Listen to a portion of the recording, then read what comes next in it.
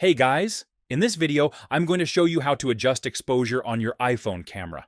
It's super quick and easy, so let's jump right in. Now, the fastest way to do this is just open up your camera app.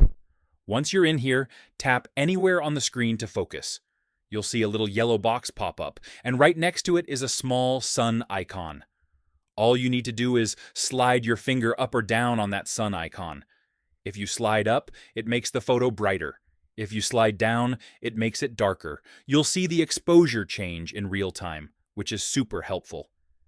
Now, there's another way to do this too. At the top of your screen, tap on the little arrow or swipe up, and it'll bring up more camera controls. Look for the plus and minus icon for exposure.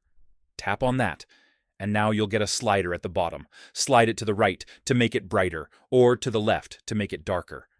That's it. That's how you quickly adjust exposure on your iPhone camera to get better photos every time.